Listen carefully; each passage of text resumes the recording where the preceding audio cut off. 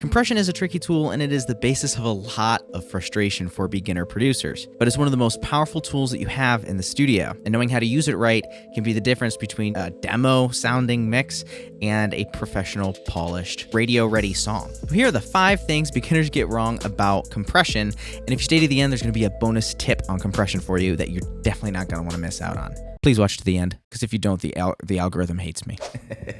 Number 1, not knowing what compression even is. At its core, compression is just volume control. It's an automatic volume control, and that's really all it's used for. When it originally came out years ago, it was to keep radio announcers at a certain level so that way they weren't distorting their preamps and stuff like that going into their radio shows, because it could only handle a certain amount of signal, and it was basically like a cap on that. So that way it would start to turn things down if it got a little bit too loud.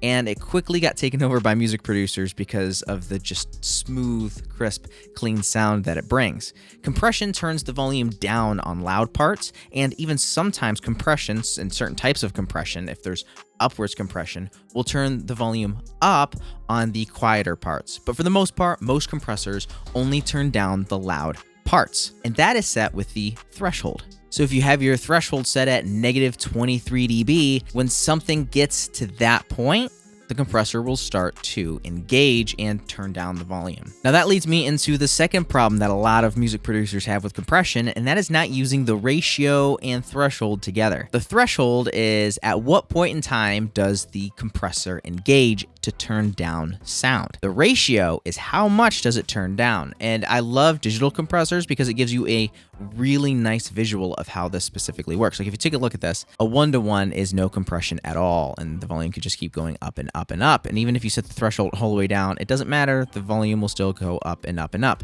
Now, as we turn the ratio up, the compressor is getting a bit more aggressive, and a 20-to-1 is really, really aggressive. It's almost flatlining it in a way, which a 20-to-1 ratio sounds really, really great on vocals if you're really trying to like clamp them down. But for the most part, a 4-to-1 ratio is going to be just fine for most of the stuff that you do. It's a pretty easygoing setting, and then try turning the knob up and down depending on the instrument that you're using. If you're not getting enough compression, it might not be your threshold, it might be your ratio, and vice versa. Just a reminder to stick into the end, because there's a really neat trick that I like to use with compression that will actually get you a 4-to-1 ratio and a 20-to-1 ratio all in one, and you're going to want to stick around for that. Now, mistake number 3 is not using attack and release knobs. I admit, when I started, I ignored these almost entirely, and I was trying to get my entire sound from the threshold and the ratio alone, but you need more than that.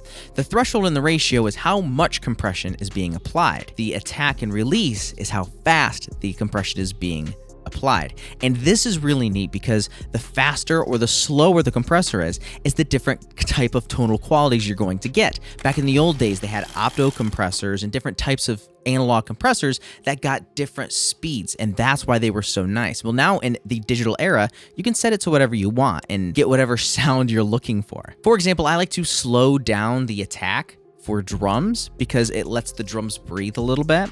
And if I feel like the transient is just sticking out too much and I need to get control over that transient, I can just speed the attack up so that way that compressor just kind of clips in there and gets it done immediately. And then the release is how fast things kind of come back after the compressor was engaged. I like to think of it as like mom in the car, where she reaches down and turns down the volume, and the release is how quickly you turn the volume back up when you're listening to your favorite song in the car. I actually have an entire cheat sheet called the Mom in the Car Compression Checklist, which goes over every single knob on a compressor and talks about how it relates to that analogy. And people have been saying that it's the best analogy since finding the needle in a haystack and blind as a bat. All right, I made up those last 2, but you get the point. It's free. I'll leave the links in the description below. You can just print it off and hang it somewhere in your studio. Mistake number 4 is worrying too much about the knee. A lot of beginners treat the knee knob almost as much as they treat the ratio and threshold because they just genuinely don't know what they're doing. The knee is essentially how aggressive the compressor is, but it's only like 5% of the tone. And in fact, even most compressors don't even have a knee knob, especially if they're like analog modeled compressors.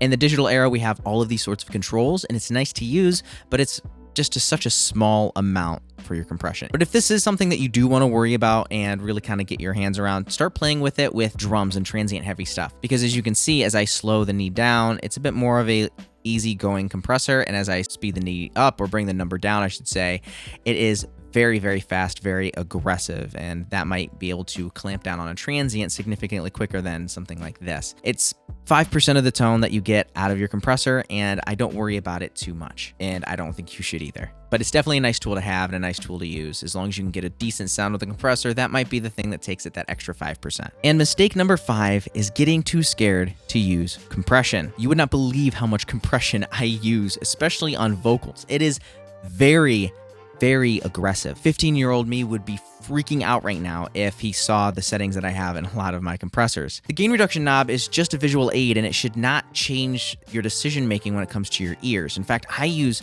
almost negative 20 dB of gain reduction quite often and don't even think twice about it. Look at how much compression I'm adding on this vocal here. And there's still no one to I'm getting negative 10 to negative 15 dB of gain reduction, and it sounds great. And that's not even counting the first compressor that I have here, which now leads me into the bonus tip. If you stayed around to the end of the video, I am super thankful for you. If you're getting value out of this video, definitely subscribe and hit the like button. It really helps me reach out in the YouTube algorithm a little bit more and reach other producers who are just like you that need to know this stuff as well. So pay it forward and hit the subscribe button or the like button. It really helps me out a ton. And now the bonus tip is stacking compressors. You can get a sweeter, more soft sound with one compressor and then slam it with the second. And that's what I love to do here. For example, let me turn off these compressors here. This is a compressor here, and this is one here. This is like an 1176 style. This is like an LA2A. Now, the first compressor is getting that vocal to kind of just sit in the mix a little bit nicer.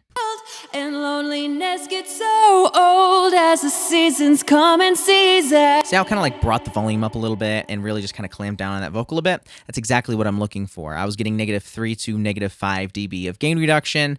I do have a 20:1 ratio. I just like the way it sounds, and I left it as it is. So now I'm getting some control out of that first compressor, and it's not sounding bad. The rest, and while it's night. But I wanted some more aggression out of that vocal, and I actually wanted to bring it forward in the mix even further, and I wanted it to sound like she was singing more aggressively than she actually was, and that's where I use the second compressor here, which is the LA2A, and I'm using tons of gain reduction on this one. Nice to be esteemed as something so beautiful.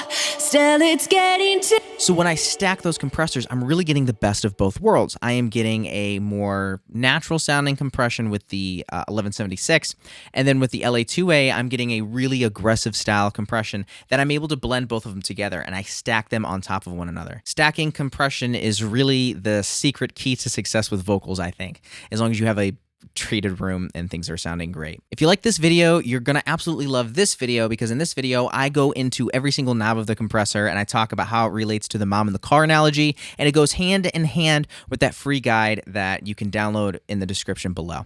Definitely check that out. Definitely check this video out. You're gonna absolutely love it.